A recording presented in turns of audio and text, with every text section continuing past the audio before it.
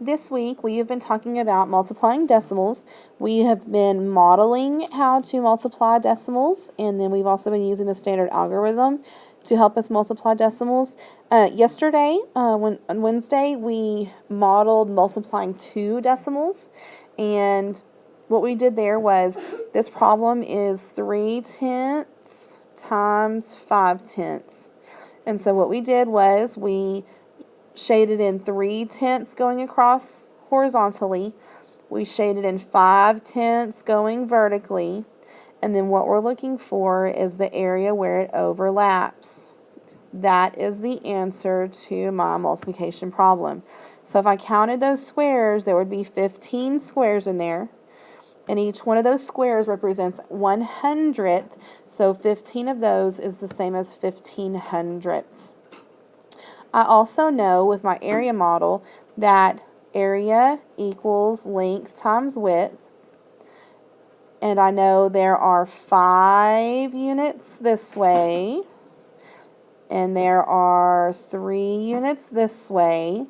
And I could multiply those two also to get my area, which would be the same thing as my product.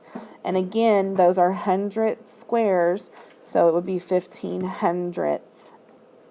Now what we're going to do today is we are going to transition over into standard algorithm. For the standard algorithm, we're going to use the same procedure we used on Tuesday when we were multiplying a whole number and a decimal. The nice thing about multiplying decimals is that we just do our multiplication like we already know how to do using the standard algorithm, and we add one more step on at the end. So right now, why don't you go ahead and get your whiteboards out and your marker and your sock. If you guys can pause the video until everybody's at that point, and then we will progress on from here together. So let's look at number 1. So I'm going to multiply by the number in the ones place first, starting with my 1 right here. So 1 times 3 is 3. 1 times 9 is 9. I'm going to cross off the 1. I'm going to put my 0. And now I'm going to multiply by the number in the tens place. 4 times 3 is 12.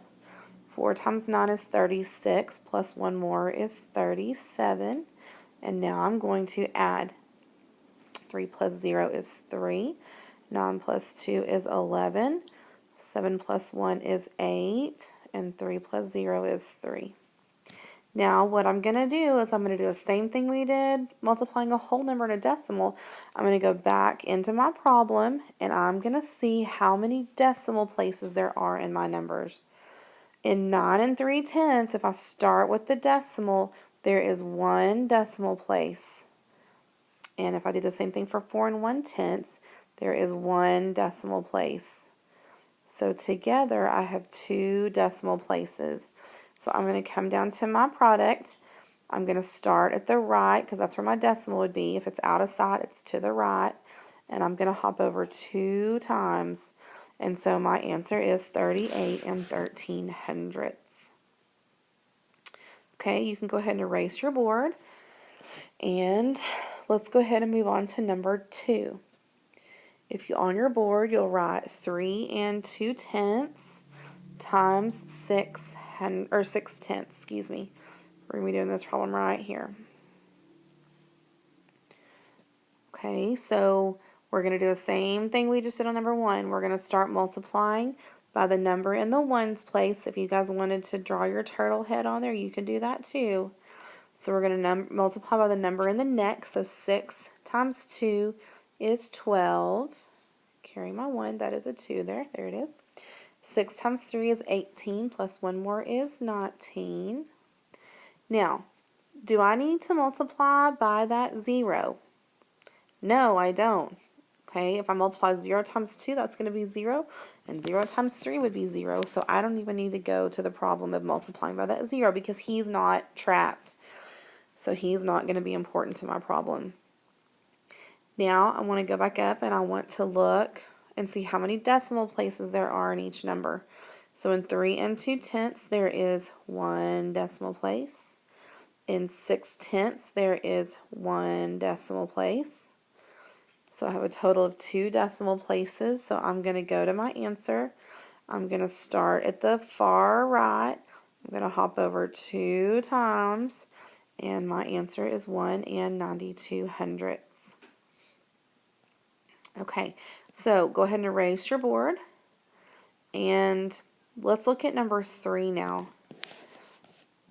It is 7/10 times 1 9/10. Now they put a 0 in front of the 7 right here, but do I need that 0? No, I don't have to have that 0 because he is not trapped. So what I want to do is I'm going to put 1 9/10 on top times 7/10 on the bottom. Okay, why don't you guys go ahead and stop the video there, and I want you to go ahead and work it out on your board, and then we'll come back together when everyone has an answer and check answers. Okay, so let's look at 1 9/10 times 7/10. So 7 times 9 right here is 63. Carry my 6. 7 times 1 is 7. Plus 6 more is 13. Now I want to go back and check my decimal places. I know there's 1 decimal place here, and there's 1 decimal place here. So I have a total of 2 decimal places. So I'm going to hop over 2 times, and my answer is 1 33/100. And then let's erase your board. And let's go ahead and write down number 4.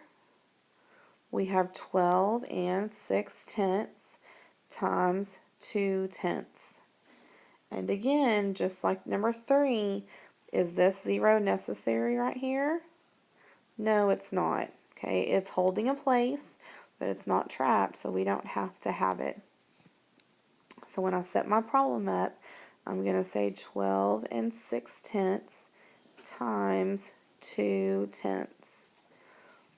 So why don't you guys go ahead and pause the video and solve that for me, and then we'll come back and check it together.